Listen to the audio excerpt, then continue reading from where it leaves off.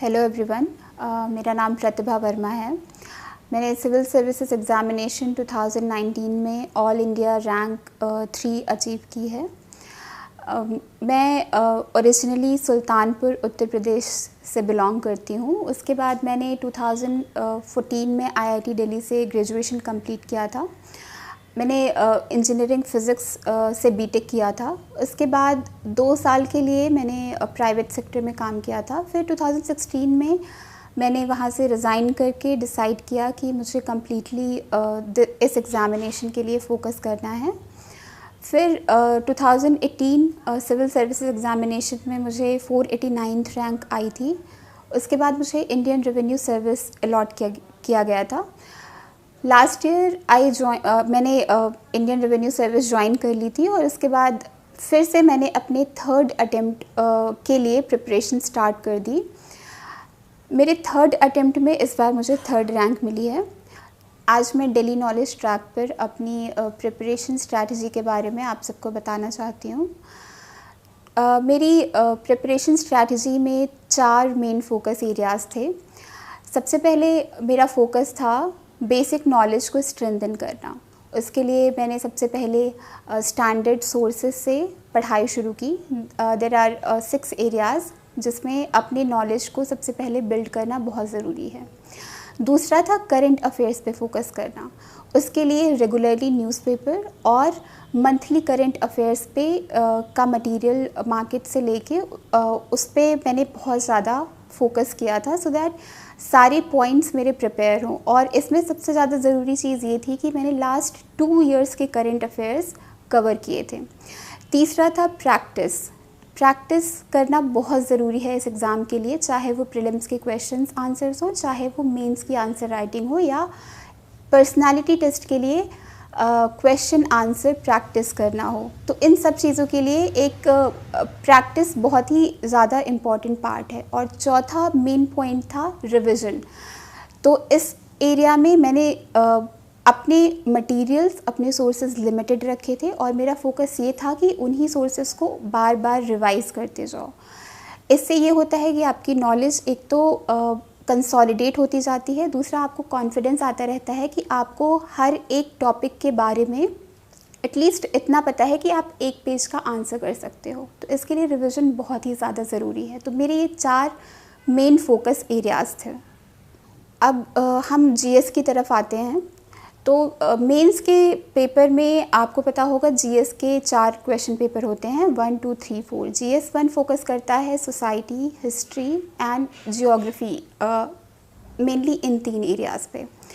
तो इन तीनों के लिए मैंने सबसे पहले जियोग्राफी का मुझे पता था कि प्रीलिम्स में मेरे स्टैंडर्ड सोर्सेज हैं एनसीईआरटी क्लास 11th और 12th की बुक्स। मैंने through out the preparation, prelims के लिए हो या मेंस के लिए, बस इन्हीं दोनों बुक्स को रेफ़र किया था। तो जियोग्राफी मेरा वहाँ से कवर हो गया। दूसरा पार्ट आता है हिस्ट्री और सोसाइटी। इन दोनों चीज़ों को मैं काफ़ी कंटिन्यूटी में प्रिपेयर करती थी क्योंकि सोसाइटी के बहुत सारे पॉइंट्स आपको मॉडर्न हिस्ट्री से मिलते हैं और आजकल इतने डायनेमिक क्वेश्चंस हो गए हैं कि आपको सोसाइटी और मॉडर्न हिस्ट्री के क्वेश्चंस काफ़ी मिक्स्ड तरीके से मिलेंगे। तो हमेशा इन दोनों चीज़ों को मेंस के पॉइंट ऑफ व्यू से साथ में प्रिपेयर करना काफ़ी फ़ायदेमंद रहता है। तो मैंने सोसाइटी के लिए हर एक टॉपिक वाइज इंडियन सोसाइटी पे बहुत ही कंसाइज नोट्स बनाए थे, 1 page notes for every topic. So इस तरीके से आप सोसाइटी को अप्रोच कर सकते हैं। दूसरा तरीका ये है कि सोसाइटी के लिए आप लास्ट 5 to 10 ईयर्स के क्वेश्चंस उठाकर देखिए कि किस तरीके के वो क्वेश्चंस पूछ रहे हैं। आजकल ऐसा बहुत होता है कि वो करंट अफेयर से रिलेटेड इश्यूज़ को सोसाइटी में पूछते हैं। फॉर एग्ज़ाम्पल माइग्रेशन का इशू हो गया या फिर पॉपुलेशन डायनेमिक्स का इशू हो गया, डेमोग्राफिक डिविडेंड का इशू हो गया। ये सारे इश्यूज़ हमेशा न्यूज़पेपर में कवर होते रहते हैं। तो GS 1 के लिए ये बहुत ही ज़्यादा ज़रूरी है कि आप ये देखते रहें कि करंट अफेयर्स में कौन सा इशू अभी सबसे ज़्यादा इम्पॉर्टेंट है। दूसरा एस्पेक्ट है, दूसरा पेपर आता है GS 2 का, जो कि है पॉलिटी, गवर्नेंस और इंटरनेशनल रिलेशंस के लिए।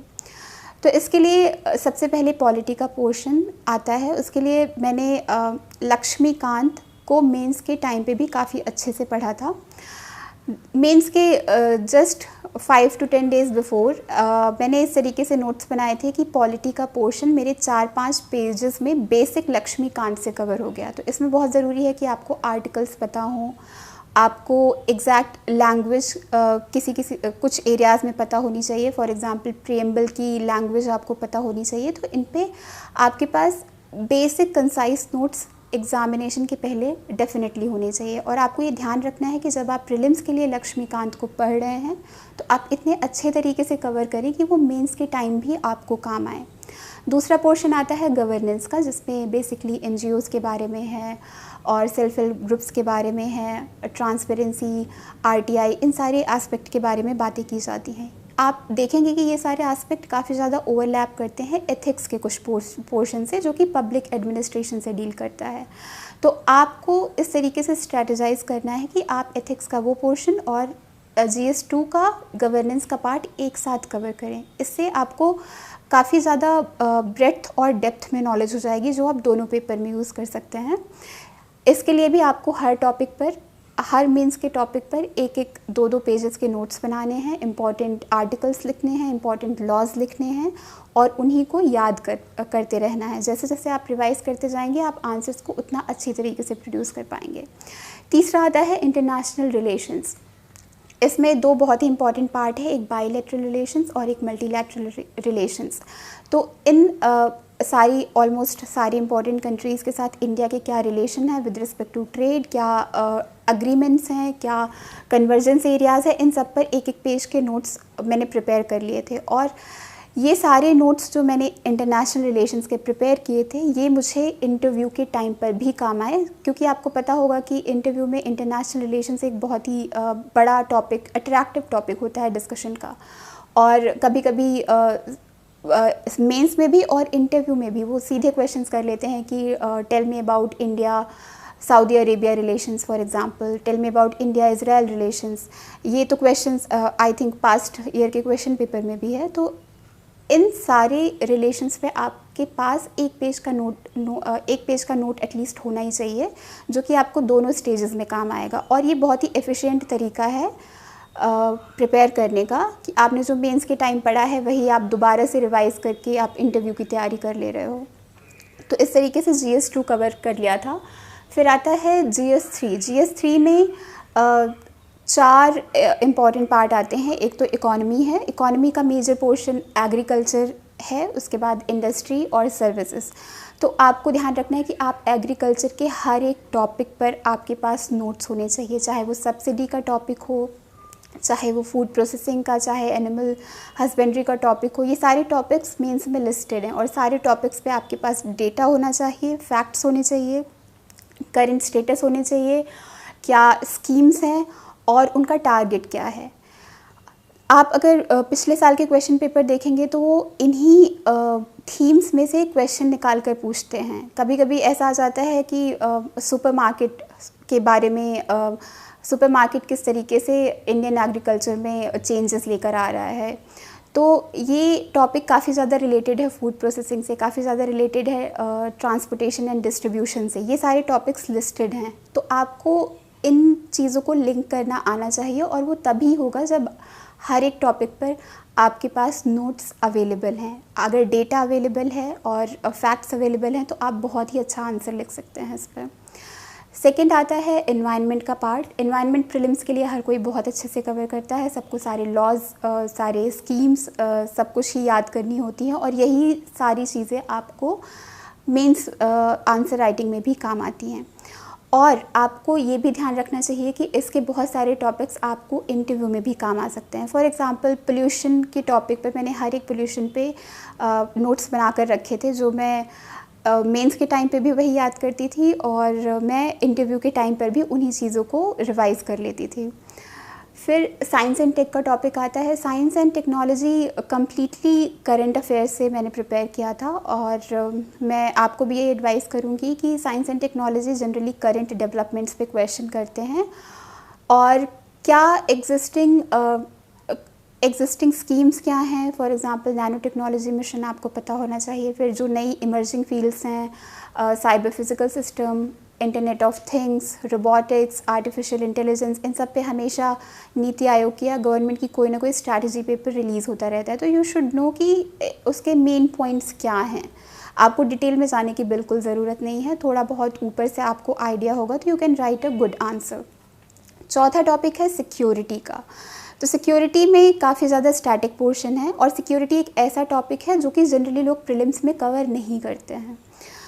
तो सोसाइटी के लिए सिक्योरिटी के लिए आपके पास थोड़ा सा हिस्टोरिकल बैकग्राउंड हर एक इश्यू का, for example north east insurgency का या जम्मू कश्मीर की प्रॉब्लम का, लेफ़्ट विंग एक्सट्रीमिज़म का, इन सब के पास आपका थोड़ा सा बैकग्राउंड होना चाहिए। और फिर what is the current status कि कितना अभी उसकी वजह से क्या क्या इश्यूज़ आ रहे हैं, सरकार ने क्या क्या स्टेप्स लिए हैं और कितना इसको किस हद तक कंट्रोल कर लिया है, तो ये आपको पता होना चाहिए। फिर इसका काफ़ी सारा पोर्शन आप इंटरनेशनल रिलेशंस में भी कवर कर सकते हैं, क्योंकि सिक्योरिटी का काफ़ी portion, for example cyber security और मैरीटाइम सिक्योरिटी, ये सब बहुत ही डीपली इंटर रिलेटेड है इंटरनेशनल रिलेशंस से। फॉर एग्जांपल मैरीटाइम सिक्योरिटी आप सिक्योरिटी में भी पढ़ेंगे, इसमें भी क्वेश्चंस आ सकता है, और आप इंटरनेशनल रिलेशंस में थ्रू वेरियस मल्टीलेटरल फोरम्स या फिर इंडियन ओशन कंट्रीज़ के साथ, एशियान के साथ इंडिया का क्या रिलेशन है और वो डिफेंस डिप्लोमेसी में या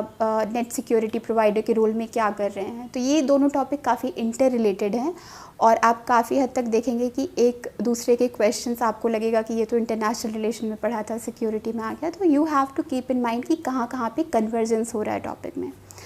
फिर GS 4 का पार्ट आता है जो कि एथिक्स है। एथिक्स में आपको सबसे पहले तो जितने भी कीवर्ड्स क्वेश्चन पेपर में हैं सबकी आपके पास वन लाइन डेफिनेशन तो डेफिनेटली होनी चाहिए, चाहे वो सिंपल वर्ड्स क्यों ना हो। ऑनेस्टी, इंटीग्रिटी, इनकी भी डेफिनेशन आपके पास होनी चाहिए। कभी कभी क्वेश्चन आ जाएंगे आपके पास कुछ ना हो तो आप डेफिनेशन से शुरू कर सकते हैं।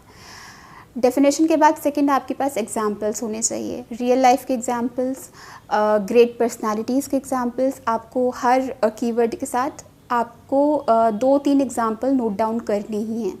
जब आप ये एक बिल्डअप कर लेंगे तो आपके लिए आंसर्स को अप्रोच करना काफ़ी इजी होगा। और सबसे ज़रूरी पार्ट एथिक्स का होता है केस स्टडीज़। तो केस स्टडीज़ आपको over and over again you have to practice them. Personally for last 2 mains I had gone through at least 60 to 70 case studies from different materials। Bar bar practice करने पे एक तो आपको पता चल जाते हैं कि क्या क्या स्टेप्स आपको लेने हैं, कैसे आप आंसर्स को कैटेगराइज करेंगे, डिफरेंट टाइप के सिचुएशंस में किस तरीके से आपको आंसर लिखना है। काफ़ी हद तक आपको पता होगा कि क्या सोल्यूशन देना है, बस प्रॉब्लम ये होती है किस तरीके से आप उसको प्रेजेंट करेंगे, क्या आर्ग्यूमेंट्स आप प्रेजेंट करेंगे, और ये तभी आता है जब आप बार बार प्रैक्टिस करेंगे।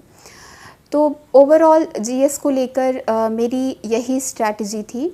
तो इसमें आप ध्यान रखिएगा कि इसके लिए न्यूज़पेपर और कंटिन्यूस प्रैक्टिस, रिवीजन और at the end very concise notes, ये बहुत ही ज़्यादा ज़रूरी हैं। GS 1, 2, 3, 4 की स्ट्रैटेजी डिस्कस करने के बाद अब हम नेक्स्ट टॉपिक पर आते हैं जो कि है आंसर राइटिंग। आंसर राइटिंग एक बहुत ही इम्पॉर्टेंट पार्ट है मेंस की प्रिपरेशन का, और बिना आंसर राइटिंग के फाइनल पेपर में 20 क्वेश्चंस आंसर करना विद इन 3 आवर्स बहुत डिफ़िकल्ट होता है। तो इसलिए बहुत ज़रूरी है कि आप आंसर राइटिंग रेगुलर बेसिस पर करते रहें। कम से कम जब भी प्रीलिम्स का पेपर ख़त्म हो जाए उसके बाद आपको 4 महीने मिलते हैं, तो आपको उसमें स्ट्रैटेजाइज़ करना पड़ेगा कि आप हर GS 1, 2, 3, 4 के लिए आप ये डिसाइड करें कि कम से कम 3 से 4 क्वेश्चन पेपर हर GS के लिए आपको अटेम्प्ट करना ही है। और फिर आप ये देख सकते हैं कि आपका कौन सा GS का पेपर है जिसमें आपको ज़्यादा वर्क करना है, उसके बेसिस पर आप डिसाइड करेंगे कितने नंबर ऑफ़ क्वेश्चन पेपर लिखने हैं।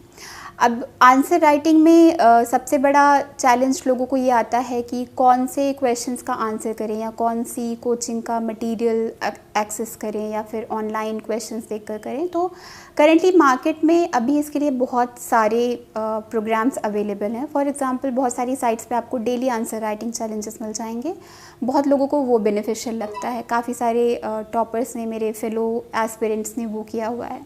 दूसरा है कि आपको एक कोचिंग की टेस्ट सीरीज़ ज्वाइन कर लें और उसकी टेस्ट सीरीज़ को रेगुलरली जब भी उसकी डेट हो या जब भी आप फुली प्रिपेयर्ड हो आप उसको जाके अटेम्प्ट करें। आंसर राइटिंग में सबसे बड़ा चैलेंज ये आता है कि किस तरीके से इसको अप्रोच किया जाए। मार्केट में बहुत तरीके के सॉल्यूशंस अवेलेबल हैं। फॉर एग्ज़ाम्पल बहुत सारी ऑनलाइन साइट्स या कोचिंग्स हैं जो कि डेली आंसर राइटिंग्स ऑफ़र करती हैं। फिर बहुत सारी कोचिंग्स की टेस्ट सीरीज़ हैं जो कि आप उसको ज्वाइन करके रेगुलर बेसिस पे जब भी उसकी डेट हो या जब भी आप फुली प्रिपेयर्ड हो आप उसको जाके अटेम्प्ट करें। पर्सनली मैंने डेली आंसर राइटिंग से स्टार्ट किया था, पर आफ्टर अ वाइल कुछ दिनों बाद मुझे ऐसा रियलाइज़ हुआ कि ये मेरे लिए उतना बेनिफिशियल नहीं है, क्योंकि एक तो उस टाइम पर जब मैंने ये स्टार्ट किया था तब मेरी नॉलेज बेस उतना स्ट्रॉन्ग नहीं था। दूसरा, उस टाइम पे मुझे काफ़ी टाइम लगता था आंसर्स लिखने में, और तीसरा वो सारे क्वेश्चंस उसमें final examination point of view से इतने इम्पॉर्टेंट नहीं होते। तो फिर मैंने डेली आंसर राइटिंग स्टॉप करके फिर सबसे पहले मैंने अपना बेसिक पे फोकस करना शुरू किया था। करंट अफेयर्स ख़त्म किया। फिर जब प्रीलिम्स के बाद मैंने चेक किया कि हाँ मैं प्रीलिम्स क्वालिफाई कर लूँगी, उसके बाद फिर मैंने हर पेपर वाइज, जैसे मैंने पहले बताया था, हर टॉपिक पे नोट्स प्रिपेयर करके उसको याद करके रिवाइज़ करके फिर मैंने आंसर्स लिखना शुरू किया। तो पर्सनली मैंने विजन आईएएस की टेस्ट सीरीज़ ज्वाइन की थी 2018 के एग्ज़ाम के लिए, और उसमें मैंने उस टाइम पे मैंने करीब 10 से 12 टेस्ट ही अटेम्प्ट किए थे उस टाइम पर, क्योंकि मुझे ज़्यादा टाइम नहीं मिला था जीएस पे फोकस करने का। तो उसकी वजह से मेरे जीएस में उतने अच्छे मार्क्स भी नहीं आए थे। पर इस अटेम्प्ट के लिए मैंने कोई कोचिंग तो ज्वाइन नहीं की थी या कोई कोचिंग की टेस्ट सीरीज़ ज्वाइन नहीं की थी। मैं बेसिकली लास्ट ईयर के क्वेश्चंस अटेम्प्ट करती थी, उसको लिखने का ट्राई करती थी किस तरीके से कर पाऊँगी। और दूसरा, मार्केट में फ्रीली अवेलेबल क्वेश्चंस होते हैं, आप उसको लेकर आप खुद से प्रैक्टिस कर सकते हैं। तो मेरी यही स्ट्रैटेजी थी कि लास्ट ईयर के क्वेश्चंस पेपर में अटेम्प्ट करूँगी और मैं उन्हीं के आंसर्स लिखूँगी। तो इस साल मैंने कोई कोचिंग तो ज्वाइन नहीं की थी टेस्ट सीरीज़ के लिए, बट मैंने ये प्रोग्राम बना लिया था कि डेली एटलीस्ट 1 घंटा मैं क्वेश्चंस के आंसर्स लिखती थी। और जब भी कभी ऐसा होता था कि मैं क्वेश्चन के आंसर नहीं लिख पा रही हूँ तो मैं क्वेश्चंस लेकर बैठती थी और उस पर मैं ब्रेनस्टॉर्मिंग करती थी कि क्या क्या कीवर्ड्स इसमें इम्पॉर्टेंट हैं और मुझे इस क्वेश्चन के लिए कितने पार्ट्स में आंसर को डिवाइड करना है, हर पार्ट में मुझे कितने पॉइंट लिखने हैं और वो पॉइंट क्या हो सकते हैं। तो मैं बस क्वेश्चंस को मेंटली ही कभी कभी प्रैक्टिस कर लेती थी। तो डेली बेसिस पे क्वेश्चंस करते रहना ये बहुत ही बेनिफिशियल होता है। आप ये क्वेश्चंस कहीं से भी एक्सेस कर सकते हैं, चाहे पास्ट ईयर के क्वेश्चंस हो, चाहे किसी कोचिंग के क्वेश्चन हो। तो आपको ये ध्यान रखना है कि जब भी आप क्वेश्चन देख रहे हैं आप उसमें इंट्रोडक्शन सोच लीजिए। अगर आपको कोई डेटा पॉइंट पता है, कोई फैक्ट पता है, कोई डेफिनेशन पता है, तो आप सोच लीजिए कि मुझे ये लिखना है। फिर क्वेश्चन के सबसे पहले तो सारे कीवर्ड्स अंडरलाइन करिए कि वो किन किन चीज़ों पे फोर्स कर रहा है। कभी कभी ऐसा होता है आप क्वेश्चंस पढ़ेंगे और आपको लगेगा कि मुझे इसमें कुछ आंसर नहीं आता, तो उस टाइम पे आप कीवर्ड्स अंडरलाइन करिए और उन कीवर्ड्स को आप एड्रेस करते जाएंगे तो आपका एक क्वेश्चन बहुत ही वेल राउंडेड आंसर डेवलप हो जाता है। तो इसके लिए बहुत ज़रूरी है कीवर्ड्स पे ध्यान दीजिए और मेंटली ब्रेनस्टॉर्मिंग कंटिन्यूसली आपकी होती रहनी चाहिए, चाहे वो जीएस का पेपर हो चाहे ऑप्शनल का पेपर हो, दोनों में ही ये बहुत ज़रूरी है। फिर आता है एथिक्स का पार्ट आंसर राइटिंग के लिए। तो एथिक्स में तो सबसे पहले आपको यही करना है कि डेफिनेशन, एग्जांपल्स आपको पता होने चाहिए, चाहे वो क्वेश्चन में पूछे ना पूछे, एग्जांपल लिखना है। You should write good examples, क्योंकि कभी कभी बस डेफिनेशन से चीज़ें क्लियर नहीं हो पाती, तो आप एक अच्छे एग्जाम्पल देकर और उसको एक्सप्लेन कर सकते हैं कि कैसे ऑनेस्टी किसी के एक्शंस में रिफ्लेक्ट हो रही है, कैसे इंटीग्रिटी किसी के एक्शन में रिफ्लेक्ट हो रही है। तो ये चीज़ें काफ़ी इंपॉर्टेंट होती हैं। और दूसरा, केस स्टडी का प्रिपरेशन, आंसर राइटिंग का प्रिपरेशन करते रहिए। सेम चीज़ वहाँ भी जाती है, पहले स्टार्ट करिए कि आप बैठ के 3-4 पेजेस के आंसर लिखें। जैसे जैसे आपको कॉन्फिडेंस आता जाए कि आप अच्छा आंसर लिख सकते हैं, आप थोड़ा सा टाइम सेव करने के लिए शिफ्ट कर सकते हैं ब्रेनस्टॉर्मिंग पे, कि आप केस स्टडीज़ लेकर बैठ जाइए और सोचिए कि आपको इस पर क्या क्या लिखना है। तीसरा पार्ट आपको एथिक्स के आंसर राइटिंग में ये करना चाहिए कि आप जो भी आंसर्स लिख रहे हैं वो अपने फ्रेंड्स के साथ डिस्कस करें, देखिए कि उनके क्या इनपुट्स आते हैं। एथिक्स पे स्पेशली ये बहुत इंपॉर्टेंट होता है क्योंकि बहुत सारी ऐसी वैल्यूज़ होती हैं जो आप मिस कर सकते हैं, जो हो सकता है कि आपने नहीं सोचा और वो बहुत ही ज़रूरी है आंसर के लिए। कोई ऐसा एस्पेक्ट हो जो आपने मिस कर दिया, तो अगर आप फ्रेंड्स से डिस्कस करते रहते हैं तो इसके बहुत फ़ायदे होते हैं, आपको एक्स्ट्रा इनपुट्स मिलते हैं। दूसरा, सारे वो आंसर्स कंसोलिडेट होते जाते हैं। पर्सनली मुझे इससे बहुत बेनिफिट मिला था कि मेरे फ्रेंड्स हमेशा डिस्कस करते रहते थे, मैं भी डिस्कस करती रहती थी और एंड में मैं यही आंसर्स लिख कर आती थी। लास्ट पॉइंट इसमें यह है कि एथिक्स के लिए आप बहुत ज़्यादा मटीरियल्स को मत रेफ़र करिए।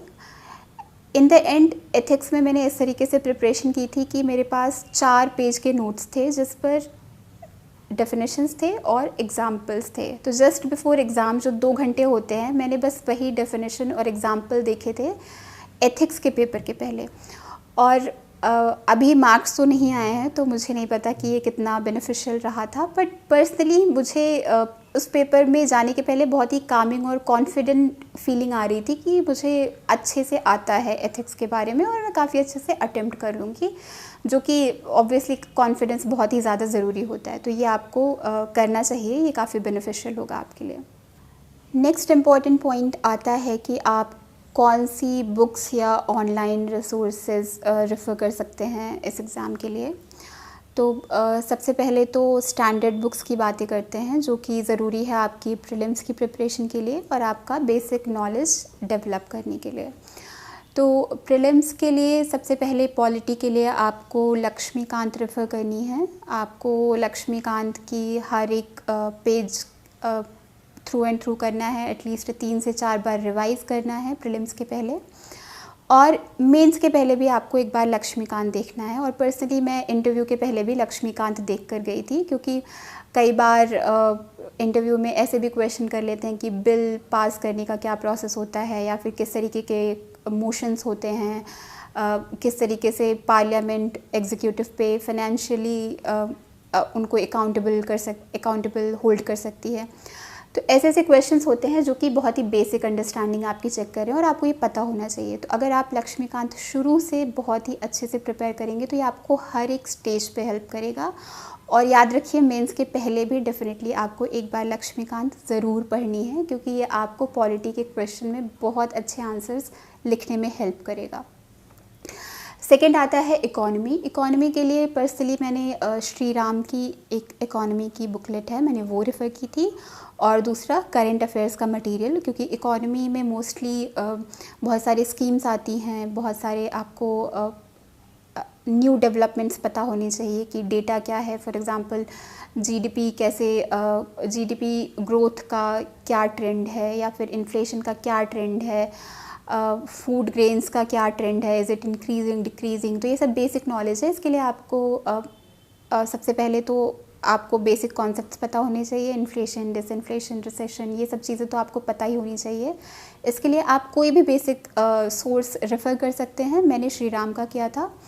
दूसरा करंट अफेयर्स आता है और तीसरा इकोनॉमिक सर्वे आपको डेफिनेटली देखना है। और अगर आप ये कर सकते हैं तो डेफिनेटली लास्ट 2 इयर्स का इकोनॉमी का करंट अफेयर्स ज़रूर देखिए, क्योंकि अगर आपको ट्रेंड देखना है तो कम से कम आपको पिछले 2-3 सालों का पता होना चाहिए कि क्या रहा है ट्रेंड, किन चीज़ों में इंपोर्ट एक्सपोर्ट बढ़ा है, घटा है। ये सब चीज़ें आपको बेसिक याद नहीं करनी, रटनी नहीं है, आपको एक बेसिक आइडिया होना चाहिए कि इज़ इट कंसिस्टेंटली इंक्रीजिंग और डिक्रीजिंग, क्या चल रहा है, ट्रेंड क्या चल रहा है। तो उसके लिए आपको 2-3 साल का करंट अफेयर्स देखना पड़ेगा। तीसरी चीज़ आती है जियोग्राफ़ी। जियोग्राफ़ी के लिए मैंने पहले ही बताया कि मैं बस NCERT 11th 12th through out the preparation मैंने बस ये 2 किताबें पढ़ी थी। इसके अलावा आपको प्रीलिम्स के लिए मैप की प्रैक्टिस करनी पड़ेगी। मैप आपको मेजर ओशंस पता होने चाहिए, इंडिया की मेजर जियोग्राफिकल फीचर्स पता होने चाहिए, रिवर्स पता होनी चाहिए, उनकी ट्रिब्यूटरीज पता होनी चाहिए। तो ये बेसिक जो मैप का नॉलेज आपको होना चाहिए। और दूसरा बहुत ही केसेस में फॉर एग्जांपल इंडियन ओशन के बारे में, या फिर उधर इंडियन ओशन में क्या क्या कंट्रीज़ हैं इनके बारे में पूछते हैं। और आजकल काफ़ी कॉमन सेंस के बेसिस पे क्वेश्चन कर लेते हैं कि एक स्टेट से दूसरे स्टेट में जाने में कितने स्टेट क्रॉस होंगे। तो ये सब चीज़ें आपको थोड़ा प्रीलिम्स के पहले इन सब चीज़ों पे प्रैक्टिस कर लेनी चाहिए मैप की। मेंस के लिए आप बस अगर NCERT की 11th 12th एक बार गो थ्रू कर लेंगे, उसको बार बार रिवाइज़ करने की ज़रूरत नहीं है। मैं मेंस के जस्ट 5 to 10 डेज़ बिफोर मैं एक बार ये दोनों किताबें देख लेती थी जियोग्राफ़ी के लिए। तीसरा आता है चौथा आता है मॉडर्न हिस्ट्री। उसके लिए आप एनसीईआरटी रेफ़र कर सकते हैं। पर्सनली मैंने स्पेक्ट्रम मॉडर्न हिस्ट्री रेफ़र की थी प्रीलिम्स के लिए भी और मेंस के लिए भी। प्रीलिम्स के लिए तो कम्प्लीटली आपको हर एक पेज पढ़ना है स्पेक्ट्रम का। मेंस के लिए आप ये कर सकते हैं कि स्पेक्ट्रम के हर चैप्टर के एंड में एक समरी होती है, आप उस समरी को गो थ्रू कर लें तो आपको मेजर पॉइंट्स पता चल जाएंगे कि फॉर एग्ज़ाम्पल 1921 में या फिर जो भी मूवमेंट्स हुए थे, गांधी जी का नॉन वायलेंट मूवमेंट्स थे, उसमें नॉन कोऑपरेशन मूवमेंट था, दांडी मार्च था, इन सब चीज़ों के इम्पोर्टेंस क्या थी, इम्पॉर्टेंट डेट्स क्या थे। तो बेसिकली आपको अगर थोड़ा सा भी आइडिया रहेगा कि किस ईयर में क्या हुआ था, जो कि आपको समरी पढ़ के लग जाएगा, आप बहुत अच्छा आंसर लिख सकते हैं मेंस में। उसके बाद आता है कल्चर। कल्चर के लिए मैंने पर्सनली नितिन सिंघानिया की बुक रेफ़र की थी। उसके मैंने हर एक चैप्टर्स पढ़े थे और उसमें काफ़ी अच्छे से इंडिया के आर्ट फॉर्म्स को कवर किया गया है, पेंटिंग्स को, स्कल्पचर को, जो कि बहुत ही ज़्यादा ज़रूरी क्वेश्चंस हैं।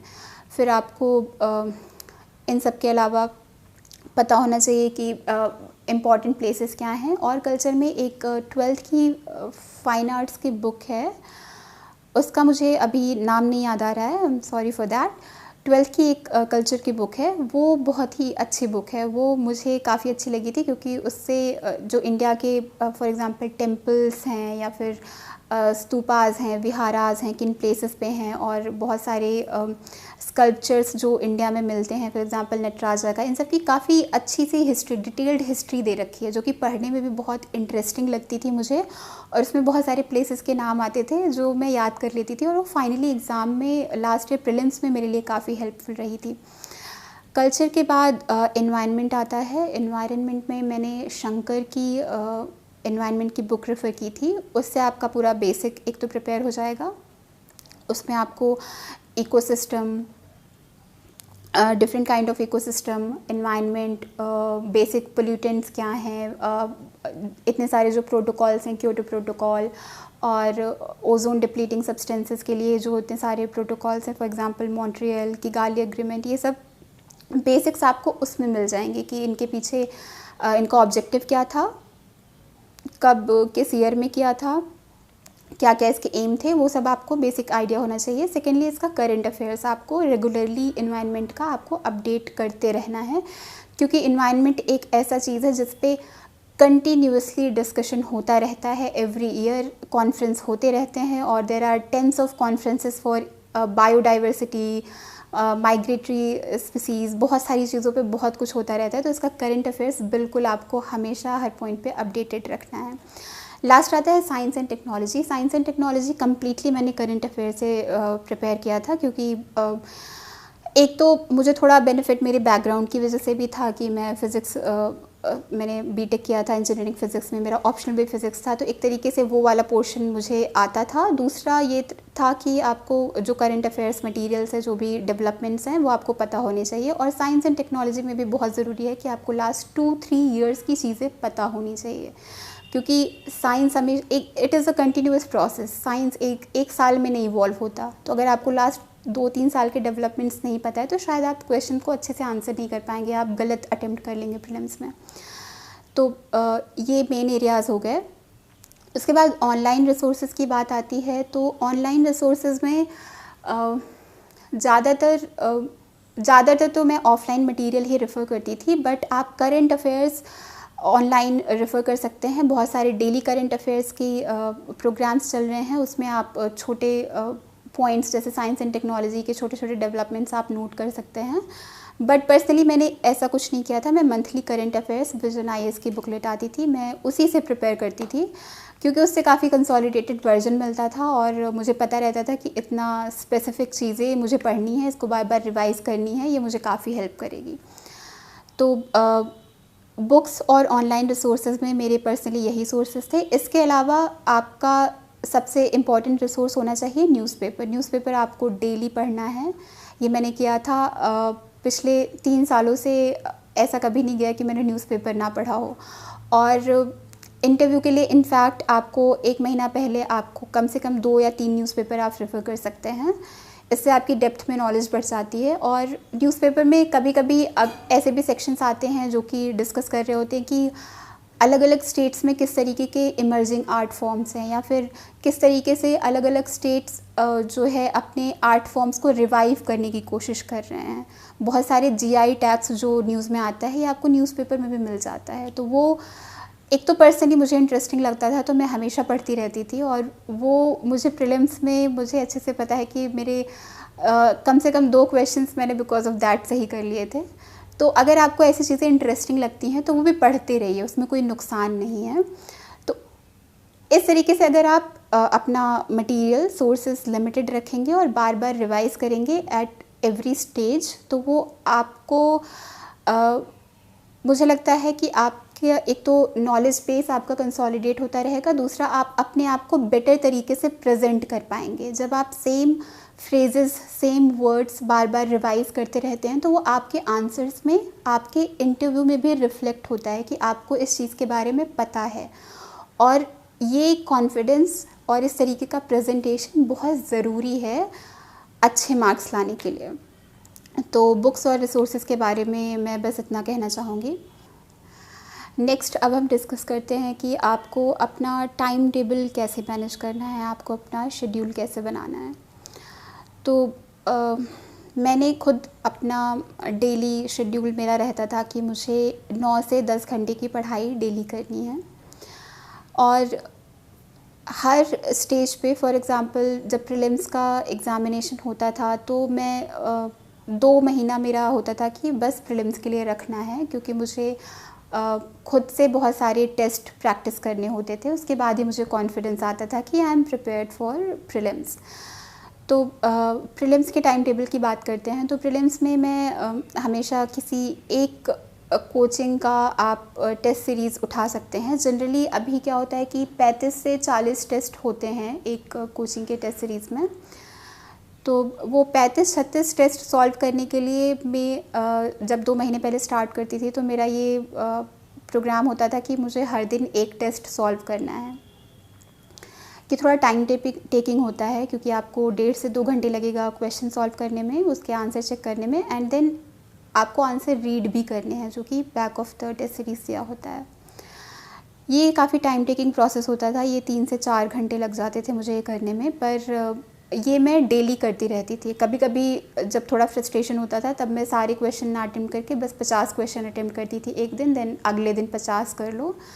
तो इस तरीके से मेरा प्रीलिम्स की प्रिपरेशन होती थी।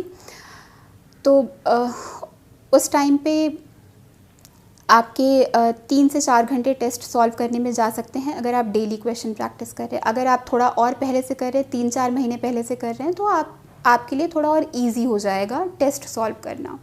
तो वो आप अपनी प्रिपरेशन लेवल के हिसाब से देख लीजिए। सिंस मैं 2 साल से पहले 2016 से प्रिपेयर कर रही थी तो मेरा थोड़ा नॉलेज और रिवीजन पहले से हो रखा था। तो 2018 के एग्ज़ाम के लिए मुझे पता था कि मैं टेस्ट अप्रोच कर सकती हूँ डायरेक्टली। तो डेली टेस्ट सॉल्व करती थी और फिर डेली 3 से 4 घंटे मेरा रिवीजन का शेड्यूल होता था। तो मेरा वीकली शेड्यूल में प्रिपेयर करती थी कि इस वीक में मुझे इतनी चीज़ें ख़त्म करनी है। जैसे साइंस एंड जैसे एनवायरनमेंट के मुझे अगर मान लीजिए मुझे 10 चैप्टर ख़त्म करने हैं इस वीक में, तो मैं डेली बना लेती थी प्रोग्राम कि मुझे कितना टाइम लगेगा। अब साथ में मैं एनवायरनमेंट पढ़ रही हूँ, साथ में डेली एक टेस्ट सॉल्व कर रही हूँ। और प्रीलिम्स के थोड़ा पहले मैं न्यूज़पेपर को थोड़ा कम टाइम देती थी। जनरली मुझे 1-2 घंटा लगता था न्यूज़पेपर ख़त्म करने में, पर मैं प्रीलिम्स के टाइम पे कभी कभी आधा घंटा 1 घंटे में न्यूज़पेपर फिनिश कर देती थी। उसके बाद ये आपका 10 आवर का शेड्यूल प्रीलिम्स के पहले बन जाएगा और फिर इसमें आपके 8 से 9 घंटे लग गए और लास्ट के 1 घंटा आप या तो राज्यसभा टीवी का कोई वीडियो देख सकते हैं, डिबेट देख सकते हैं, या फिर आपने जो पहले पढ़ रखा है उसको रिवाइज़ कर लीजिए। तो ये थोड़ी सी फ्लेक्सिबिलिटी मैं 1-2 घंटे की दिन में रखती थी वो करने के लिए जो मुझे अच्छा लगता था। सिर्फ पूरे दिन सिर्फ पढ़ाई करके थोड़ा माइंड भी थक जाता है, तो उस हिसाब से आपको प्रिपेयर करना पड़ेगा कि थोड़ी फ्लेक्सिबिलिटी आप अपने पढ़ाई में रखिए। फिर मेंस की बात आती है, तो मेंस में आपको प्रीलिम से मेंस के बीच में 4 महीने का टाइम मिलता है। उसमें आपको प्रायोरिटाइज़ करना है। सबसे पहले मैं दिन में न्यूज़पेपर पढ़ती थी, मुझे 2 घंटा लगता था ब्रेकफास्ट न्यूज़पेपर दोनों साथ में फ़िनिश करने में। फिर उसमें जो भी आपको अंडरलाइन करना है, नोट्स बनाने हैं, वो आप तभी देख लीजिए न्यूज़पेपर में क्या आपके लिए इम्पॉर्टेंट है, उसको तभी नोट डाउन कर लीजिए। फिर न्यूज़पेपर करने के बाद मैंने पहले बताया मेरा वीकली शेड्यूल होता है, तो वीकली मैं हर वीक के पहले ये देख लेती थी कि मुझे फ़िज़िक्स का कितने यूनिट ख़त्म करने हैं। फॉर एग्ज़ाम्पल फ़िज़िक्स में 1 यूनिट मुझे 1 हफ़्ते में करना है, तो उसमें पर डे मुझे क्या क्या पढ़ना है। और फिर उसके साथ ही मैं ये अपना प्लान करती थी कि जीएस के किस पेपर के मुझे कितने टॉपिक्स उस वीक में साथ में ख़त्म करने हैं। तो अगर मैंने जीएस 4 के 3 टॉपिक उठा लिए कि इस वीक में करने हैं, तो मैं हर दिन 2-2 घंटा एथिक्स को देती जाऊंगी वो टॉपिक्स ख़त्म करने के लिए। तो आपका 2 घंटा न्यूज़पेपर में 3 से 4 या 5 घंटे आपका ऑप्शनल पढ़ने में चला जाएगा। 2 से 3 घंटे आप अपने जीएस के लिए डेली निकाल लीजिए। और फिर at the end of the day या कभी भी उस टाइम पे मैं बस आरएस टीवी, राज्यसभा टीवी के डिबेट्स देखती थी, या फिर कोई नॉर्मल न्यूज़ प्रोग्राम हुआ, या फिर कोई भी आपको जो भी न्यूज़ चैनल का कुछ भी पसंद हो आप उसको देख लीजिए। वो भी हेल्पफुल रहता है आपकी नॉलेज बिल्ड करने में, आपका ओपिनियन बिल्ड करने में। वो थोड़ा सा एक रिलैक्सिंग पार्ट भी होता है डे का, और वो पार्ट भी होता है कि जब आप पढ़ाई भी कर रहे हैं, तो इस तरीके से आप मैनेज कर सकते हैं। फिर एंड का 1 घंटा आप आंसर राइटिंग के लिए, या फिर मेंटली जो मैंने ब्रेनस्टॉर्मिंग की बात कही थी उसके लिए आप 1 घंटा रख लीजिए। तो इस तरीके से 9 से 10 घंटे आपकी डेली पढ़ाई हो जाएगी। और साथ में जब भी आप शेड्यूल बनाएं, हमेशा एक फ्लेक्सिबिलिटी रखिए थोड़ी सी। कभी कभी आपके ऐसे दिन आएंगे कि आप नहीं पढ़ना चाहते, तो उसके लिए भी आपके पास टाइम होना चाहिए। आप 4 महीने लगातार कोई भी नहीं पढ़ सकता है, उसके लिए आपके पास टाइम होना चाहिए। तो अगर आपको फ्लेक्सिबिलिटी लानी है तो आपको ये ध्यान रखना पड़ेगा कि बहुत ज़्यादा एम्बिशियस नहीं होना है अपने प्रोग्राम में, कि आप बहुत सारा मटेरियल पढ़ने जा रहे हो, बहुत सारी चीज़ें करने जा रहे हो। जब वो कंप्लीट नहीं होगा एंड तक, तो एक तो आप थोड़ा डीमोटिवेट हो सकते हैं। दूसरा, अगर आप बहुत ज़्यादा चीज़ों पर फोकस करेंगे तो आपको रिविज़न का टाइम नहीं मिलेगा। तो सबसे ज़्यादा ज़रूरी है कि इन 4 महीनों में अपना मटेरियल्स लिमिटेड रखने हैं, और आपको इनफ टाइम आंसर राइटिंग और टेस्ट राइटिंग के लिए भी देना है। डेली आंसर राइटिंग के अलावा ये भी ज़रूरी है कि आप ऑप्शनल और जीएस के लिए टेस्ट अटेम्प्ट करें और उसको चेक भी करा के ले आना है आपको। तो वीक में एक दिन, फॉर एग्ज़ाम्पल संडे या सैटरडे में एक दिन रखती थी जिस दिन मेरी कोई नई पढ़ाई नहीं होती थी, बस मैं टेस्ट लिख रही होती थी। तो फॉर एग्ज़ाम्पल सैटरडे को फ़िज़िक्स का 1 यूनिट का टेस्ट आ गया 3 घंटे का, वो आपको लिखना है, फिर उसको चेक कराना है। उसमें टेस्ट लिखने के बाद डेफिनेटली हर कोई थक जाता है, तो उस दिन और कोई पढ़ाई नहीं हो पाती है। फिर आपको इसी बीच में आपको ऐसे डेज़ अलॉट करने पड़ेंगे जिस दिन आप एस्से की प्रैक्टिस कर रहे होंगे। फॉर एग्ज़ाम्पल मैं हर 2 हफ्ते में एक एस्से पेपर लिखती थी, तो मेरा एवरी 15th डे एक एस्से का पेपर लाकर उसमें 2 एस्से के क्वेश्चंस होते हैं, you have to attempt in 3 hours, वो आपको पता है। तो आपको उस हिसाब से एक फ्लेक्सिबल बट काफ़ी एफिशिएंट शेड्यूलिंग करनी पड़ेगी आपको मेंस की पढ़ाई के लिए। इंटरव्यू के लिए मेरा टाइम टेबल ये रहता है कि जब भी आपका रिज़ल्ट आ जाएगा, आप इंटरव्यू की प्रोसेस में इन्वॉल्व हो जाओगे। तो इंटरव्यू में तो आपको पता है कि आपको अपना डाफ प्रिपेयर करना है बहुत अच्छे से, तो उसके टॉपिक्स आपको पढ़ने हैं। आपको 2 से 3 न्यूज़पेपर डेली करना है, तो न्यूज़पेपर में आपका काफ़ी सारा टाइम 3 से 4-5 घंटे लोगों के चले जाते हैं न्यूज़पेपर करने में, but it is totally worth it. आपको न्यूज़पेपर से हमेशा अपडेटेड रहना है। फिर आपके डैफ के टॉपिक्स आपको प्रिपेयर करने हैं, वो बहुत अच्छे से करना है। पर आपको ये भी ध्यान रखना है कि सिर्फ डैफ तक ना लिमिटेड रहें। कई बार ऐसे अनएक्सपेक्टेड इंटरव्यूज़ हो जाते हैं जिसमें आपके डैफ से बिल्कुल भी क्वेश्चन ना करके करंट अफेयर से जीएस के क्वेश्चन करेंगे। तो इसका सबसे अच्छा तरीका जो मैंने बताया कि आप जीएस के नोट्स जो आपने मेंस के टाइम पे प्रिपेयर किए थे, आप उसको एक बार गो थ्रू कर लें ऊपर से। सब कुछ रटने की ज़रूरत नहीं है इस बार, बस आपको ऊपर से आप देख लीजिए कि क्या क्या पॉइंट्स हैं, क्या क्या टॉपिक्स हैं जिसको आप ऐड कर सकते हैं। तो ये एक तरीके से काफ़ी हेल्पफुल होता है आपका इंटरनेशनल रिलेशंस या फिर सिक्योरिटी के टॉपिक्स प्रिपेयर करने में। तो इसके लिए आपको फिर से एफ़र्ट डालने की ज़रूरत नहीं पड़ेगी, आपको इसके लिए अलग से क्लासेस लगाने की ज़रूरत नहीं पड़ेगी। सिविल सर्विसेज एग्ज़ामिनेशन 2019 मेरा थर्ड अटेम्प्ट था। तो अब इस पे बातें करते हैं कि मैंने पहले के अटेम्प्ट्स में क्या मिस्टेक्स की थी और मैंने उससे क्या सीखा। फ़र्स्ट अटेम्प्ट जब मैंने 2017 में दिया था, उस टाइम पे मैं प्रीलिम्स नहीं क्लियर कर पाई थी। मेरे बस 98 मार्क्स आए थे। उस टाइम पे मुझे याद है कि मैंने रिवीजन पे ज़्यादा फोकस नहीं दिया था। करंट अफेयर्स मेरा उतने अच्छे से प्रिपेयर नहीं था। तो सेकंड अटेम्प्ट के लिए मेरा बहुत ज़्यादा फोकस सबसे पहले प्रीलिम्स क्लियर करने पे था। तो उस टाइम पे मैंने प्रीलिम्स के लिए, जैसे मैंने बताया, बहुत टेस्ट सीरीज़ 30 से 40 टेस्ट लगाए थे मैंने हर चीज़ कम से कम 3 से 4 बार रिवाइज़ की थी। और एक साल पहले से मैं करंट अफेयर्स पढ़ ही रही थी, तो मैंने उसको भी, और उस साल का करंट अफेयर, तो 2 साल का करंट अफेयर्स रिवाइज़ किया था। और मैंने ये फ़ोकस किया था प्रीलिम्स क्लियर करने के लिए कि मुझे ज़्यादा से ज़्यादा क्वेश्चंस अटेम्प्ट करने हैं। तो मैं 90 प्लस क्वेश्चंस अटेम्प्ट करके आई थी सेकेंड अटेम्प्ट में।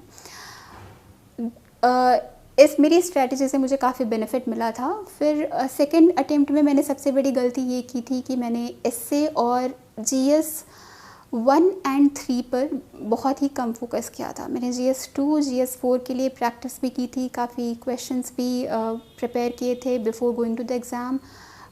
उसके लिए काफ़ी डीप में पढ़ाई की थी, बट जीएस 1 और 3 के लिए उतने अच्छे से नहीं किया था। फॉर एग्ज़ाम्पल सोसाइटी मैंने बिल्कुल भी कवर नहीं किया था, और एग्रीकल्चर का पोर्शन मैंने उतने अच्छे से नहीं किया था। बस मैं करंट अफेयर्स का मटेरियल पढ़ के चली गई थी, उसके लिए मैंने कोई नोट्स नहीं बनाए थे। और एसए में के लिए मैंने बिल्कुल भी प्रैक्टिस नहीं की थी। वो मेरे लिए बहुत ही वीक पॉइंट था, जिसकी वजह से मुझे काफ़ी डेफिनेटली मैंने एसए में बिल्कुल भी अच्छा स्कोर नहीं किया था। मेरे बस 109 मार्क्स आए थे। और ये मिस्टेक मैंने एग्ज़ाम के टाइम भी रियलाइज़ कर ली थी, और जब मार्क्स आए तो तब भी ये पता चल गया कि ये तुम्हारे एरियाज़ ऑफ वीकनेसेस हैं। उस टाइम पे मैंने अच्छी चीज़ें ये की थी कि उस टाइम पे मैंने ऑप्शनल पे बहुत ज़्यादा फोकस किया था। मैंने पिछले साल के क्वेश्चंस सॉल्व किए थे, मैंने प्रॉपर्ली टेस्ट सीरीज़ अटेंड की थी ऑप्शनल के लिए, और सारे टॉपिक्स बहुत ही डेप्थ में जाकर पढ़े थे, उस पर खुद से नोट्स बनाए थे, जिसका बेनिफिट मुझे थर्ड अटेम्प्ट में भी मिला था। फिर सेकेंड अटेम्प्ट का जब रिज़ल्ट आया, 489 रैंक आई थी और उसके मार्क्स आए, तो मुझे पता चल गया कि मेरे वीक पॉइंट्स एसए और जीएस के ही थे। तो फिर मैंने इस अटेम्प्ट के लिए ये प्रायोरिटाइज़ किया कि मुझे इन पे काफ़ी प्रैक्टिस करनी है और इन पे नोट्स बनाने हैं। मैंने एग्जैक्टली वही किया। मेरे पास एथिक्स और जीएस 2 का काफ़ी सारा मुझे पहले से पता था कि क्या करना है। इस बार जीएस 3 के लिए मैंने सारे टॉपिक्स पे नोट्स बनाए थे, और जीएस 1 में सोसाइटी पे मैंने काफ़ी फोकस किया था। और एसए के लिए मैं वही कि हर 2 वीक्स में जाकर एक टेस्ट लिखना होता था मुझे, 2 टॉपिक्स पर एसए लिख कर आती थी। तो इससे मुझे ये हो गया था कि मेरा टाइम मैनेजमेंट बहुत इम्प्रूव हो गया था। मैं 3 घंटे के अंदर 2 एसेज प्रॉपरली 1000 वर्ड्स के लिख पाती थी। और इस टाइम पे मैंने थोड़े ये भी देखे कि किस तरीके के टॉपिक्स मेरे स्ट्रॉन्ग पॉइंट्स हैं और किस तरीके के टॉपिक्स मेरे स्ट्रॉन्ग पॉइंट्स नहीं हैं। तो जब आप ये रियलाइज़ कर लेते हैं, तो फाइनल एसे में भी आप उस तरीके से अप्रोच कर सकते हैं। फिर थर्ड अटेम्प्ट के लिए ऑप्शनल की मेरी सेम स्ट्रैटेजी थी जो मेरी पहली थी। मैंने जितनी पढ़ाई लास्ट टाइम की थी उतनी पढ़ाई इस बार भी की थी। फिर प्रीलिम्स के लिए भी मेरी सेम स्ट्रैटेजी थी सेकेंड अटेम्प्ट जैसी, क्योंकि मुझे पता था कि जो मैंने सेकेंड अटेम्प्ट में किया था वो बहुत ही फ्रूटफुल था। सेम चीज़ें मैंने फिर से की, बार बार बुक्स रिवाइज़ की थी, जो स्टैंडर्ड बुक्स थी, करंट अफेयर्स पढ़ा था, और 30 से 40 टेस्ट प्रैक्टिस किए थे। और थर्ड अटेम्प्ट में भी मैं 93-94 क्वेश्चंस अटेम्प्ट करके आई थी।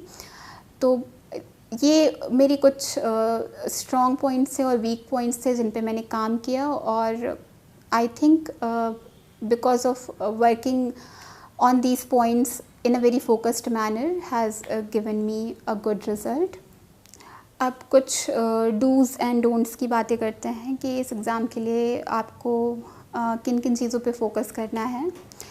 तो जैसा कि मैं ऑलरेडी बता रही हूँ कि आपको कंसिस्टेंट होना है, आपको रेगुलरली प्रैक्टिस करनी है क्वेश्चंस की, आपको काफ़ी हार्ड वर्किंग होना पड़ेगा, आपको अपने मटेरियल्स जो है वो कंसाइज नोट्स उसके बनाने पड़ेंगे ताकि जस्ट बिफोर एग्ज़ाम्स आप उनको रिवाइज़ कर सकें। आप एग्ज़ाम के पहले बहुत कुछ रिवाइज़ नहीं कर सकते, ये आपको ध्यान रखना है। आपको टेस्ट लिखने हैं, आपको चेक कराने हैं। इसके लिए बहुत ही फोकस और एफ़र्ट की ज़रूरत पड़ती है। और नेक्स्ट आप अपने फ्रेंड्स के साथ, अपने स्टडी ग्रुप अगर आपका कोई है तो उनके साथ क्वेश्चंस डिस्कस करते रहिए, इससे आपका नॉलेज कंसोलिडेट होता रहेगा। डोंट्स में आते हैं तो सबसे पहले तो do not waste your time on social media. इससे सोशल मीडिया का और इस एग्ज़ाम का बहुत ही पता नहीं, personally I don't know what relation there is, अगर आपको उससे कोई बेनिफिट मिलता है। पर्सनली मुझे लगता था कि उससे कोई बेनिफिट नहीं है, तो मैं बिल्कुल भी एक्टिव नहीं थी सोशल मीडिया पे। दूसरा, don't be too ambitious with respect to number of materials that you can cover. You're only a person, you're a human being. आप बहुत ही लिमिटेड मटीरियल्स ही आप पढ़ाई करके रिवाइज़ कर सकते हैं, तो अपने मटीरियल्स लिमिटेड रखिए, ज़्यादा एम्बिशियस मत होइए। और तीसरी सबसे ज़्यादा ज़रूरी चीज़ है कि आप कम्प्लीटली कोचिंग इंस्टीट्यूशंस पर मत डिपेंडेंट रहिएगा। जो उन्होंने क्लास में पढ़ाया वो बहुत ही एक लिमिटेड पार्ट होता है इस एग्ज़ामिनेशन का। आपको भी पता है कि ये बहुत ही डायनेमिक एग्ज़ामिनेशन है, क्वेश्चंस किस तरीके से वो फ्रेम करते हैं उसको आपको समझना आना चाहिए, उसकी क्रिटिकल अंडरस्टैंडिंग बहुत ज़रूरी है। और वो कोचिंग में आपको कोई नहीं पढ़ाता है, वो आपको प्रैक्टिस के थ्रू ही आता है। वो आपको अपने आंसर राइटिंग और इवैल्यूएशन के बाद समझ आता है कि आपने कहाँ मिस्टेक की है और वो कहाँ इम्प्रूव करना है। तो आपकी क्रिटिकल एनालिसिस और अंडरस्टैंडिंग डेवलप करने के लिए आप कोचिंग्स पे डिपेंडेंट नहीं रह सकते। तो इस चीज़ को ध्यान रखिएगा कि बस आपने जो कोचिंग में पढ़ा है वो इनफ नहीं है, आपको कंटिन्यूसली मेहनत करनी पड़ेगी। मेरे इंटरव्यू यानी कि पर्सनालिटी टेस्ट में 5 मेंबर्स थे पैनल में। उन्होंने मुझसे बहुत सारे रेंज ऑफ टॉपिक पे क्वेश्चंस किए थे। सबसे इंटरेस्टिंग क्वेश्चंस जो थे वो एक तो चाइना और पाकिस्तान का इशू, जो कि अभी करेंटली न्यूज़ में भी है, उस पर क्वेश्चन किया गया था कि चाइना का मोटिव क्या है, पाकिस्तान चाइना के साथ क्यों कोलैबोरेट कर रहा है, और चाइना किस किस तरीके से पाकिस्तान को एक तो यूज़ कर रहा है, और क्यों इंडिया पाकिस्तान से पीओके वापस नहीं ले सकता, या फिर अभी क्यों नहीं ले रहा है, व्हाट आर द प्रॉब्लम्स, हम वॉर क्यों नहीं डिक्लेयर कर सकते उनके अगेंस्ट। तो इस तरीके के काफ़ी क्वेश्चंस थे चाइना पाकिस्तान पे। एक तो ये न्यूज़ में भी था और इस पर मैंने काफ़ी प्रिपरेशन भी की थी, तो ये क्वेश्चन को अप्रोच करना ईजी था मेरे लिए। और इस पर काफ़ी डिस्कशन हुआ था, it was not just question answer, तो डिस्कशन काफ़ी बैलेंस्ड डिस्कशन हुआ था। दूसरा बहुत ही इंटरेस्टिंग क्वेश्चन था, दिल्ली पोल्यूशन के बारे में क्वेश्चन किया गया था, और कैसे इसको रिड्यूस कर सकते हैं, क्या स्टेप्स ले सकती है सरकार, और वेमेन एम्पावरमेंट के लिए क्या करना चाहिए, इसके लिए गवर्नमेंट क्या स्टेप्स ले रही है, और पर्सनली लोगों को कैसे सेंसिटाइज करना है इस इश्यू की टूवर्ड्स। थर्ड मुझे सबसे इंटरेस्टिंग पार्ट लगा था इंटरव्यू डिस्कशन का था, वो फ़िज़िक्स के क्वेश्चन थे। एक मेंबर ने कम्प्लीटली मुझसे फ़िज़िक्स के क्वेश्चन किए थे, देवर अबाउट 14-15 क्वेश्चंस ऑन फ़िज़िक्स। उसमें से भी मोस्टली क्वांटम फ़िज़िक्स पे क्वेश्चन थे, और current affairs for example gravitational waves पे। तो ये सब मेरे काफ़ी फेवरेट टॉपिक्स रहे हैं, इस पर मैं प्रिपेयर करके भी गई थी। तो इवन फॉर इंटरव्यू मैंने फ़िज़िक्स की पढ़ाई कर ली थी एक बार, कि मुझे बेसिक डेफिनेशंस, बेसिक कॉन्सेप्ट्स तो याद ही होने चाहिए। और मैं इस बात को लेकर काफ़ी खुश हूँ कि वो जो मैंने पढ़ाई की थी वो काम आई, और मेरा फ़िज़िक्स का डिस्कशन इतना अच्छा था, मैंने सारे क्वेश्चन आंसर कर लिए थे कि मैं काफ़ी कॉन्फिडेंट फ़ील कर रही थी। तो मेरा इंटरव्यू का एक्सपीरियंस काफ़ी स्मूथ और काफ़ी अच्छा रहा था, मैं कहूँगी। फिर बात आती है कि मॉक इंटरव्यूज़ का क्या रोल होता है आपकी पर्सनालिटी टेस्ट की प्रिपरेशन के लिए। तो मुझे लगता है मॉक इंटरव्यू काफ़ी ज़रूरी होते हैं, क्योंकि देखिए आपका नॉलेज का टेस्ट प्रीलिम्स में हो गया, आपकी अंडरस्टैंडिंग क्रिटिकल एनालिसिस का टेस्ट मीन्स में ले रहे हैं। पर्सनालिटी टेस्ट में आपका यही जो 2 एरियाज़ हैं, आपकी नॉलेज और क्रिटिकल एनालिसिस, आप इसको प्रेजेंट कैसे करते हैं, इसका टेस्ट है। तो प्रेजेंटेशन स्किल्स आपकी बहुत ज़्यादा इम्पॉर्टेंट है इसमें वो चेक करते हैं आपकी ऑथेंटिसिटी, आप कितना पैशनेट हैं किन इश्यूज़ को लेके। आप डैफ में काफ़ी कुछ अपने लिखेंगे कि आप इंटरेस्टेड हैं किसी कॉज में इंटरेस्टेड हैं, किसी एक्टिविटी में इंटरेस्टेड हैं, तो आपका पैशन, आपकी ऑथेंटिसिटी एक तरीके से आपकी प्रेजेंटेशन स्किल्स में झलकती है। तो उस पर काम करने के लिए ज़रूरी है कि आप कंटिन्यूसली प्रैक्टिस करें। तो इसका तरीका है, एक तो आप मिरर के सामने जाकर क्वेश्चंस का आंसर करें, पर इसमें आपको फीडबैक नहीं मिलता है। दूसरा तरीका है कि आप अपने फ्रेंड्स के साथ प्रैक्टिस करें, ये काफ़ी बेनिफिशियल होता है। ये भी एक तरीके से आप मॉक का पार्ट समझ सकते हैं, क्योंकि आपका फ्रेंड आपसे क्वेश्चन कर रहा है, आप आंसर कर रहे हैं, वो आपको फीडबैक देगा। ये काफ़ी अच्छी एक्सरसाइज होती है। इसको डेली अगर आप आधे से 1 घंटा करेंगे तो बहुत हेल्प मिलती है।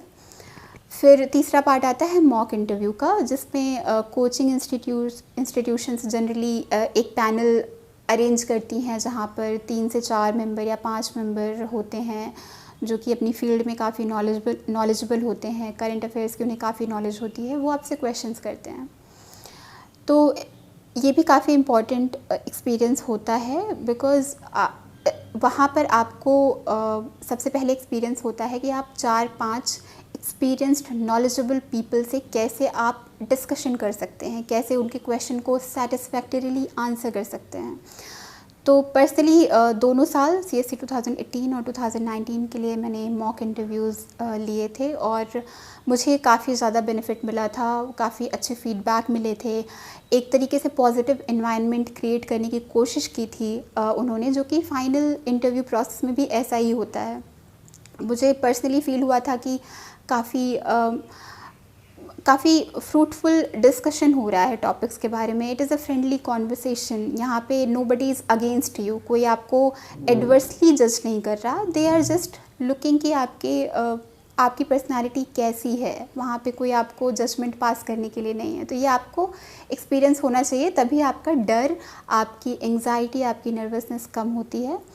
और पैनल्स के सामने अपेयर करने का बहुत ही बेनिफिट होता है। Before the final interview I was confident कि ठीक है, I have a decent personality and I have a decent presentation skills. Even if I don't know about a few things, it will not matter, because for most of the questions that are for critical analysis I will be able to handle them satisfactorily। तो ये experience मुझे mock interviews के बाद ही आया था। इस preparation के process में आपको डेली 9 से 10 घंटे की पढ़ाई करनी है। तो इसमें काफ़ी ज़रूरी हो जाता है कि आप खुद को हर दिन किस तरीके से फ्रेश रखेंगे, किस तरीके से अपने आप को एनर्जेटिक रखेंगे। तो ऑब्वियसली आपके दिन का एक सफिशेंट पोर्शन इस चीज़ पर भी जाना चाहिए कि आपको खुद को रिजुवेनेट कैसे करना है। तो इसमें सबका अपना अलग अलग तरीका होता है। पर्सनली मुझे कॉफ़ी से हेल्प मिलती थी। मुझे कॉमेडी वीडियोस देखने, स्टैंड अप वीडियोस देखने बहुत पसंद थे, और फ्रेंड्स टीवी सीरीज़ देखना मुझे काफ़ी पसंद था। तो ये 2-3 चीज़ें जब भी मैं थोड़ा डाउन फील करती थी या जब भी मुझे कुछ पढ़ने का मन नहीं होता था, तो फिर मैं कोई फ्रेंड्स का कोई एपिसोड लगा कर बैठ जाती थी, या फिर मैं कोई स्टैंड अप वीडियो देख लेती थी। और जब ये सब भी हेल्प नहीं करते थे तो मैं अपने फ्रेंड्स को कॉल करके उनसे बातें करती थी। कभी कभी उनके साथ बाहर डिनर पे चले जाते थे। तो ये सब प्रोसेस थोड़ा सा सोशली फ्रेंड्स के साथ टच में रहना, जो कि प्रिपरेशन नहीं कर रहे, ये भी काफ़ी फ्रेश एक्सपीरियंस हो जाता है।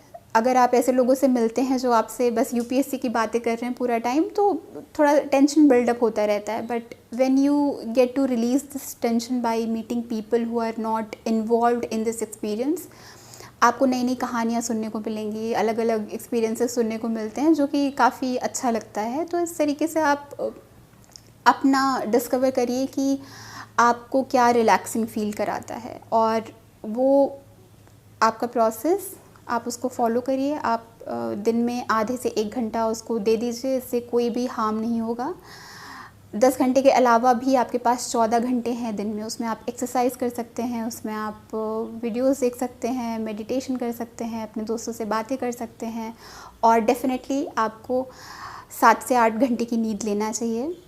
कम सोकर बहुत सारे स्टूडेंट्स हैं जो 5 से 6 घंटे ही सोते हैं। कुछ लोगों की पर्सनल अपनी फिज़िकल डिमांड अलग हो सकती है, बट जनरली 7 से 8 घंटे की प्रॉपर स्लीप लेना बहुत ही ज़रूरी है। स्लीप से बेटर कोई भी चीज़ नहीं है आपको फ्रेश करने के लिए। तो इन सब चीज़ों पे ध्यान रखिए और अपनी हेल्थ पर सबसे ज़्यादा ध्यान रखिए। आपको अच्छा खाना खाना है, फ्रूट्स लेने हैं, अलग अलग तरीके के वेजिटेबल्स खाने हैं। विदाउट प्रॉपर न्यूट्रिशन और हेल्थ आप के लिए फ़ोकस करना भी डिफ़िकल्ट होगा और आपकी बॉडी के लिए भी इतना प्रेशर सस्टेन करना मुश्किल हो जाता है। तो इन सब चीज़ों पे ध्यान रखिए और आई होप आप सब अच्छे से पढ़ाई करते रहें। नेक्स्ट इशू है कि क्या इस एग्ज़ाम के लिए कोचिंग ज़रूरी है। मैं ऑप्शनल सब्जेक्ट के लिए कमेंट नहीं कर सकती क्योंकि सारे ऑप्शनल की डिमांड अलग होती है और सारे कैंडिडेट्स का अपना नॉलेज बेस डिफरेंट होता है। तो कई सारे ऑप्शनल में कोचिंग की ज़रूरत होती है, कई सारे स्टूडेंट को कोचिंग की ज़रूरत होती है ऑप्शनल के लिए। तो आपकी अपनी पर्सनल डिमांड पे डिपेंड करता है। बट जनरल स्टडीज़ के लिए मैं ये कहना चाहूँगी कि इसके लिए कोचिंग कम्प्लीटली नेसेसरी नहीं है। जनरल स्टडीज़ अपने आप से कवर किया जा सकता है। इसके लिए एक तो बहुत सारे मटेरियल्स मार्केट में अवेलेबल हैं, क्वेश्चन पेपर्स अवेलेबल हैं, लास्ट ईयर क्वेश्चन आप सॉल्व करके आप रियलाइज़ करेंगे कि इसको कवर करने के लिए आपको कोचिंग की ज़रूरत नहीं है। और फिर जैसे कि मैंने बताया प्रीलिम्स और मेंस प्रैक्टिस करके ही आता है, बहुत सारा प्रैक्टिस करके और स्टैंडर्ड बुक्स कवर करके आता है। तो स्टैंडर्ड बुक्स आप खुद से भी कवर कर सकते हैं, उसको रिवाइज़ करना आपको खुद से करना है। उसमें कोचिंग्स जनरली हेल्प नहीं करती हैं। कोचिंग आपको बेसिक चीज़ें बता देंगी तो वो बेसिक चीज़ें आपको बुक से भी मिल जाती है।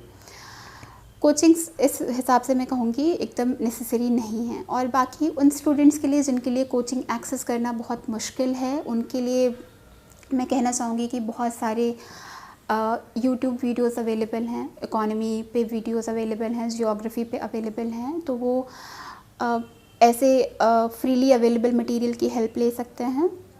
उसके अलावा ऑनलाइन बहुत सारा रीडिंग मटेरियल अवेलेबल है। आपको करंट अफेयर्स की बुकलेट्स मिल जाएंगी, मंथली करंट अफेयर्स की, डेली करंट अफेयर्स की। उसके अलावा न्यूज़पेपर तो आपको पढ़ना ही है। तो ये स्टैंडर्ड सोर्सेज आपको फ्री में मिल जाएंगे। तो इसके लिए आप बस यही करिए कि आप अपने नोट्स प्रिपेयर करते रहें इन सब चीज़ों पर और रेगुलरली रिवीजन के साथ और प्रैक्टिस के साथ जनरल स्टडीज़ को कवर किया जा सकता है। सिविल सर्विसेज की प्रिपरेशन के टाइम पे मुझे याद है कि मैंने 2017 में अपने most of the accounts, in fact सारे ही सोशल मीडिया अकाउंट्स डीएक्टिवेट कर दिए थे। बस मैं व्हाट्सएप का यूज़ करती थी क्योंकि एक तरीके से ये फ्रेंड्स के साथ मैसेजिंग और फैमिली के साथ चीज़ें शेयर करने के लिए बहुत ज़रूरी था। उसके अलावा 2017 के बाद मैं 2-3 साल तक किसी भी सोशल मीडिया अकाउंट पर एक्टिव नहीं थी और ये मेरे लिए काफ़ी हेल्पफुल था to create a mental balance that is required for consistent study. क्योंकि आपको इस टाइम पे डिस्ट्रैक्शन की कोई ज़रूरत नहीं है। ऑलरेडी आपके पास इतना सारा मटेरियल है पढ़ने को जिस पे आपका फोकस रिक्वायर्ड है। तो दिन का आधा 1 घंटा आप सोशल मीडिया पर क्यों वेस्ट करना चाहेंगे। उससे बेटर है कि आप किसी ऐसी चीज़ में, किसी ऐसी एक्टिविटी में इंगेज करें जो कि आपको एनर्जाइज़ करती हो, रिजुविनेट करती हो। तो इस तरीके से मुझे लगता है सोशल मीडिया की कोई ज़रूरत नहीं है इस एग्ज़ामिनेशन के लिए। आप पूरी तरीके से अपने आप को अपनी स्टडी शेड्यूल की तरफ फोकस्ड रखें। बाकी मैं आगे आने वाले एस्पिरेंट्स को जो इस साल एग्ज़ाम देंगे, आगे आने वाले सालों में एग्ज़ाम देंगे, उनको मैं यही कहना चाहूँगी कि आप एक तो अपना टारगेट क्लियर रखें। आपको पता है कि अगर आपको ये एग्ज़ाम निकालना है, आपका टारगेट क्लियर है, तो फिर आप उस हिसाब से एक कंसिस्टेंट हार्ड वर्क कर पाएंगे। जब भी आपका गोल आपकी आंखों के सामने रहेगा कि आपको आईएएस बनना है, तो आपको पता रहेगा कि आपको इतने मार्क्स लेकर आने हैं, आपको इन चीज़ों पर इम्प्रूव करना है। तो आपको ये ध्यान में रखना बहुत ज़रूरी है। Keep your target in mind. Second है कीप थिंग्स सिंपल। मैंने पहले भी कहा है, do not be over ambitious. बहुत ज़्यादा चीज़ें आप नहीं पढ़ सकते। आप अपने मटीरियल्स लिमिटेड रखें, उन्हीं चीज़ों को रिवाइज़ करें, प्रैक्टिस करें। सिंप्लिसिटी बहुत ज़रूरी है इस एग्ज़ाम में। तीसरा है, आपको काफ़ी पेशेंट होना पड़ेगा।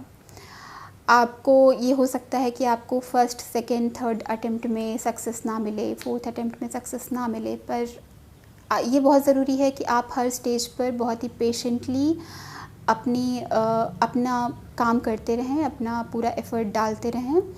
और मैं यही कहूँगी कि आपको इस प्रोसेस को एंजॉय करना सीखना पड़ेगा। पर्सनली मेरे लिए जब भी मैं नई चीज़ें पढ़ती थी तो मुझे काफ़ी अच्छा लगता था कि मेरी नॉलेज एक्सपैंड हो गई है।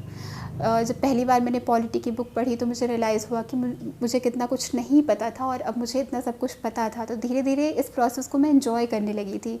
न्यूज़पेपर पढ़ना एक डेली हैबिट बन गया था, जिसको मैं अभी भी even after clearing the exams मैं न्यूज़पेपर ज़रूर पढ़ती हूँ। वो इतना एन्जॉयबल प्रोसेस बन गया था कि मुझे मज़ा आने लगा था। तो आई वुड से कि enjoy the process and results will follow. अगर आप सिविल सर्विसेज में नहीं भी सेलेक्ट होते तो आपका नॉलेज बेस इतना एक्सपैंड हो जाता है कि आप काफ़ी सारी फील्ड्स में जाके बहुत अच्छा परफॉर्म कर सकते हैं। उसके अलावा मैं कैंडिडेट्स को यही कहना चाहूँगी, regular practice, patience, consistency and hard work is required. आप मोटिवेशन के लिए अपने फ्रेंड्स, फैमिली से बातें करते रहें, उनसे टच में रहें और सोशल मीडिया से डिस्टेंस मेंटेन करके रखें। कुछ 1-2 साल अगर आपने एक्सेस नहीं भी किया तो कुछ फ़र्क नहीं पड़ता उससे, आप उसके बाद सोशल मीडिया पे एक्टिव हो जाएं। और साथ ही साथ ये ध्यान रखें कि अब एग्ज़ाम आने वाला है, प्रीलिम्स 2020। अब से आज 5 तारीख है, अब से बस 2 महीने बाकी हैं। तो जैसा मैंने कहा कि आपके लिए 2 महीने काफ़ी हैं अगर आप अपना शेड्यूल अभी से बना लें। वीकली, मंथली शेड्यूल जो भी आपको सूट करता है, रेगुलर प्रैक्टिस करते रहें, रिवाइज़ करते रहें। एंड मैं यही कहना चाहूँगी कि all the best to all the candidates. My best wishes are with all of you. I hope you all succeed in whatever you have decided. So best of luck everyone.